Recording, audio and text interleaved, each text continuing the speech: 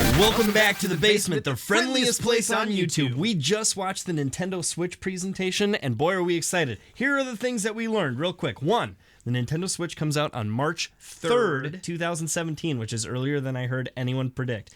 The recommended price is MSRP $299.99. Under $300. That's good. That's good news. Some people were saying $250. I almost thought that would be too low. That people would take it as like this is a toy, a kid console, whatever. But hopefully $299 is attainable for a lot of people, and everyone can pick one up. So they sell a bunch of them. Mm-hmm. There's no region lock anymore, which is a huge change in Nintendo's philosophy. That's super cool. So if there's a game released in Japan, guess what?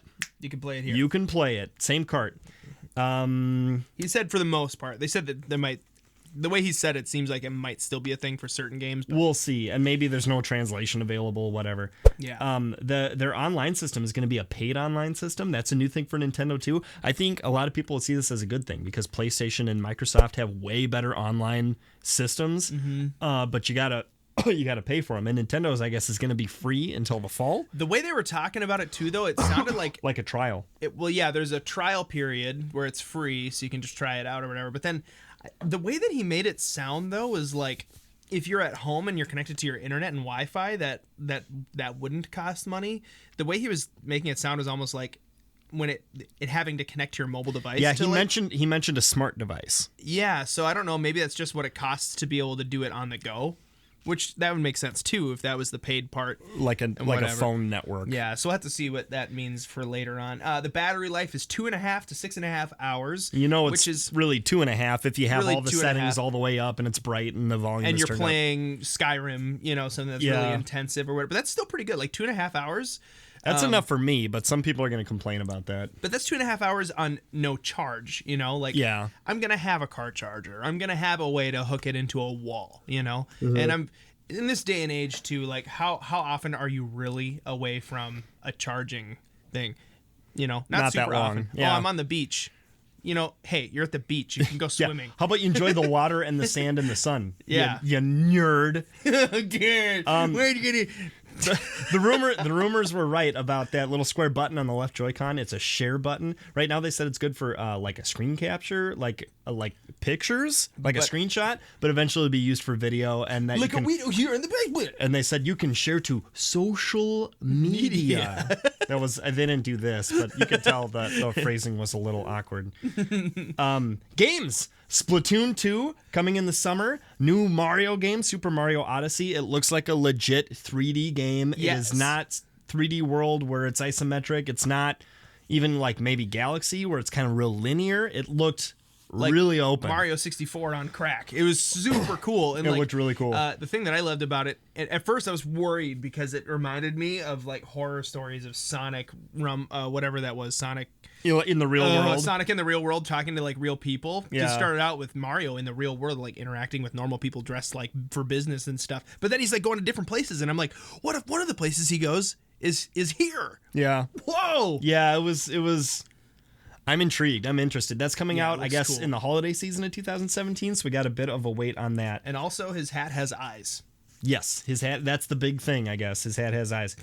Xenoblade 2, Fire Emblem Warriors, and a new RPG from Square Enix. That it looked like the Super Nintendo 16-bit style of RPG, except gorgeous. Visually, it looked like Braid to me.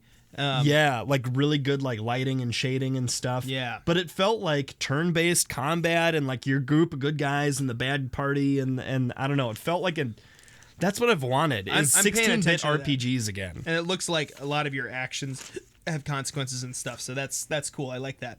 Then we got some like third-party stuff. Like honestly, like the lineup of third-party was kind of confusing during the thing. There was like this one guy that I don't even know what the heck he was saying. Yeah, and how about the Sega guy? Like Sega loves Nintendo. We're excited for this hardware. Back to you. Thanks, Sega. Thanks, Sega. That's why you don't make consoles anymore. They've got the Joy-Con game, right? Where like there's the HD rumble and the sensitive vibration thing where it feels like they showed a really cool display of like dropping ice cubes in a glass and how you would feel it if you as though you were holding the glass, or if they poured water in the glass, you would feel that through the vibration of the controller. Yeah, I'm really intrigued by that. Rather than like I hit a guy, my controller goes, and then like I get burned on fire and it's, Yeah, and then like I get some health and it goes, yeah. Or Navi says, "Hey, listen," and it goes. They also showed the really cool like screenless game where like you're like having a duel with someone. It really looked like an actual real party game, even more so than Wii Bowling and Wii Boxing and all that kind of thing. It seemed more like, hey, let's bust out, Cards Against Humanity, or let's bust out Apples to Apples, or something like that. I could see it being a really popular group Let's game. bust out Shoot Each Other. Okay, that sounds good. Like a rooftop party. Yeah, shoot each other. But not with real guns. Okay, speaking of that. Yeah. And there were the colored JoyCons too. If people are interested in the colors, like Game Boy Color and the Nintendo 64 consoles that were different colors, everyone freaks out over that stuff. So you can get the regular Switch that's all like that dark gray, or you can get the one that's got like the hot red and the hot blue JoyCons. Yeah, and I'm sure later on too, they're going to come out with lots of other cool things or whatever. But then the best news of the entire the best orange. but then like there's one more thing we got to tell you. But first, purple, yellow. Oh yeah, but there's one more really important thing. But first, blue. Let's talk about other things for about. This is what they did in the presentation. It drove us mad. And then they finally showed us Breath of the Wild some more, and that trailer was amazing. The music was gorgeous. So good. There was like giant explosions. A million things to analyze in that footage. And then they announced it is a launch title with the console, March 3rd, 2017. Yes. So you can buy a Switch and Breath of the Wild, and as quick as you can drive home and set it up, you'll be playing. You don't even need to drive home. You could just play it in the car. Just sit down in the store, cross-legged, and tear it open and start playing. I'm gonna play it right now. You probably could. That's awesome. Wow. So that's good news. Nintendo Switch, a presentation. Was it overwhelming, underwhelming, 8 out of 10? What do you think? Yeah, I mean, for me personally, I would say that was like a really, really good presentation. I'd like to see some more of like the big IP titles be a little sooner. Yeah. But I mean, that's everybody though, right? Like, I think for me, that was the best Nintendo presentation I've seen. Yeah. Ever, probably. All the other ones are like, what is this weird game? I don't care about this. Like, what the heck? There were a couple of those, but like most of the time I was like, this is actually intriguing. Yeah. I care about this. Yeah. And so it feels like the best one since Nintendo 64 to me, where they showed like Mario 64 and Ocarina of Time, and everyone's mind just blew because it was literally a new dimension. What? But we're not on Flat World anymore. I like that it's right at the beginning of March. Like that's earlier than I was anticipating. I love that Zelda's a launch game. I'm excited that the 3D Mario doesn't look like a flat 3D Mario style game. Yeah. And I'm actually really excited about that Square Enix RPG looking game. That looks really cool. And lastly, they showed a bunch of games that they didn't really talk about right at the end there. Minecraft was one of them. I'm really into Minecraft right now. And the Wii U size is kind of a small map. It's a small world. And I'm guessing that Minecraft on the Switch is just totally portable. Isn't going to be Pocket Edition, but going to be console edition. It's like edition. PS4 Minecraft in your pocket. Like, that's pretty cool. So I give the Nintendo presentation, I don't know, 8.5 out of 10. Yeah, but we want to hear what you guys think down in the comments below. Go ahead and tell us, like, what were you really excited to hear about from the Nintendo conference? Or maybe just the things that we said too. What are the things that you really wish you would have heard?